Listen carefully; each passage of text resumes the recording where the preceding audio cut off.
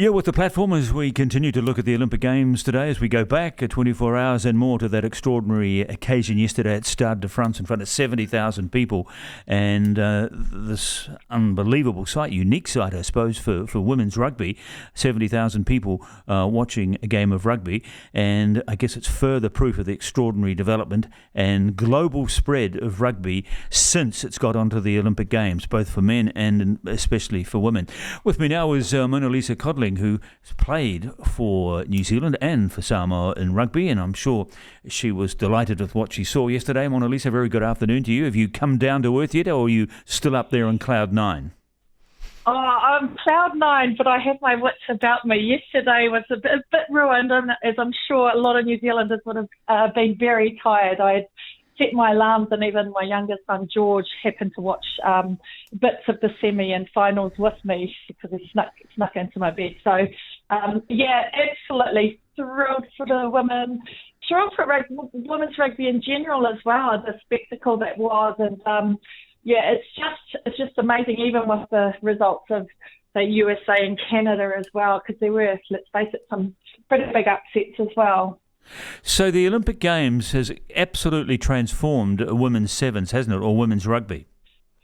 Oh, absolutely. So I may have played back in the day in the 2000s, and I flashed with Anna Richards and a lot of those girls that, originally it started as the World Cup team under Daryl Sawsaw.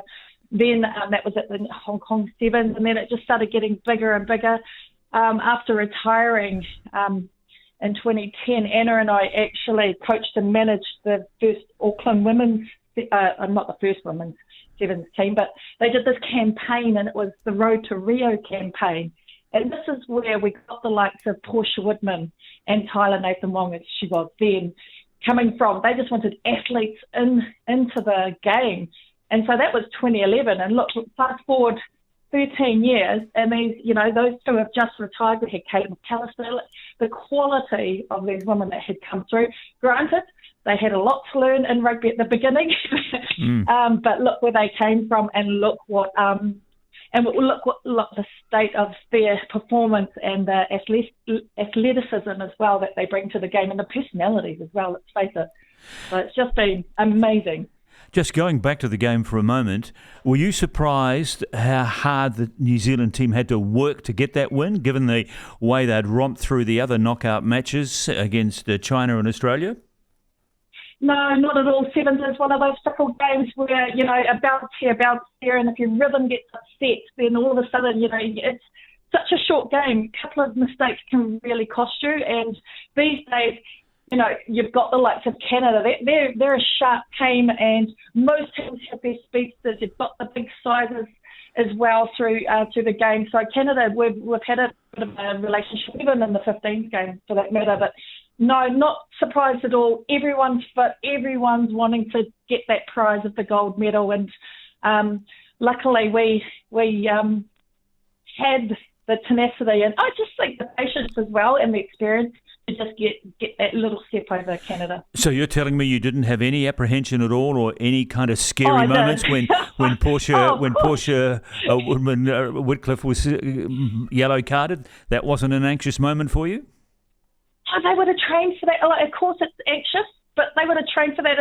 If say there was another girl down, that would have been, that you could have sort of called back a closed game, if for another word. But no, the experience of the team, look what Sarah Hiddeney did, and, like Stacey Waika, they've got so much experience, and they know how to hold the game as well. They trained for playing with six, and they managed, sure, they conceded a try, but at the end of the day, they were experienced, they kept their cool, and they came up with the goods.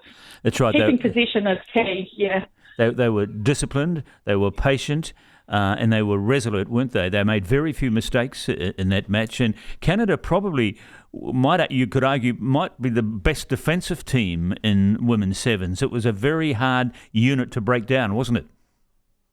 Oh, absolutely. They were pressing up in the line, like both sides. You're trying to get it out. And, equally, they did really well themselves. And they took look how quickly they took their opportunities. So, that's what I mean. It's a game of a little pass, and then it comes down to the individual players as well with their skill set. So I'm just thankful that we've had we had a lot of experience in that team. Look what happened with the guys. They sort of said that their rhythm just wasn't quite there. A couple of mistakes there, but you didn't see that in the women's game, in the women's final, and I'm very happy. I'm wondering though, Monalisa, where do they go to from here? How can they top this? How can they stay at the level that they're at now? Do you think that's feasible? Well, they're rebuilding, so you've got quite a few. I think it's Portia, you've got Tyler leaving, and it's a natural cycle, the Olympic cycle as well. You've got some fantastic women coming up through the grades as well, and that's like the 15s game as well. But the difference is with the sevens, it's a different product. They fly around the world. They've got a tight unit. They're based in the Bay of Plenty. Differences, you've got the world nipping at the heels. You've got people like teams like Australia and France. Hey, let's face it, they'll be absolutely heart-wrenched that they weren't even a medalist, and they, quite feasibly should have. And so the game is just getting stronger and stronger. So, they'll just have to keep training and keep what they're doing and try and keep ahead of the curve. But sevens is here to stay, and it's only going to get stronger across the nation.